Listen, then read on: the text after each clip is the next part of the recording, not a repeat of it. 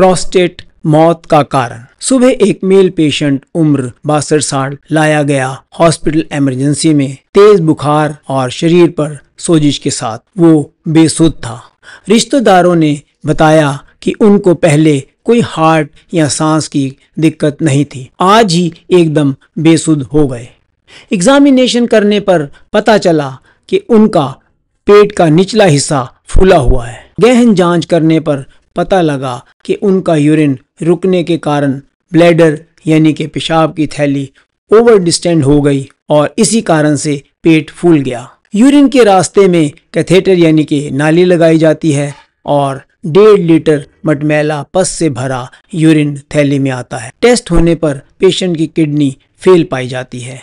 Ultrasound करवाने पर पता चलता है कि मरीज को प्रोस्टेट यानी कि गदूद की बीमारी है। आइए इस सारी सिचुएशन को समझते हैं। 62 साल के मरीज के प्रोस्टेट बढ़ने से यूरिन रुक गया था और ब्लैडर ओवर डिस्टेंड हो गया था।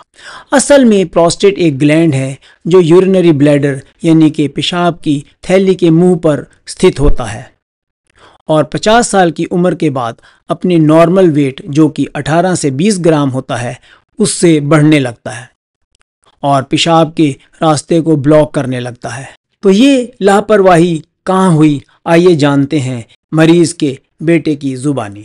पेशेंट के बेटे ने बताया कि मेरे पिता कई दिन से यूरिन की प्रॉब्लम से परेशान थे। रात में 6 से 8 बार यूरिन पास करते थे और टाइम भी बहुत लगाते थे। फिर ये दिन में भी होने लगा, लेकिन उन्होंने इन लक्षणों को मामूली समझकर देसी दवा शुरू कर दी, परंतु धीरे धीरे बुखार आने लगा और एक दिन सुबह बेहोश हो गए। इस केस के जरिए मैं आप तक एक इम्पॉर्टेंट मैसेज पहुंचाना चाहता हूं कि 50 की उम्र पार करने पर हर मेल को अपने प्रोस्टेट यानी गदूद पर कड़ी नज़र रखनी चाहिए और एक यूरोलॉजिस्ट यानी पेशाब के रास्ते के स्पेशलिस्ट से एक सलाह लेनी चाहिए। प्रोस्टेट का इलाज बहुत ही सरल है और दवा और सर्जरी से दोनों से ही संभव है। तो my final words, never ignore prostatic symptoms. गदूद के लक्षणों को कभी भी इग्नोर मत कीजिए और इसका ट्रीटमेंट करवाइए जो बहुत ही सिंपल और सरल है। Thank you very much.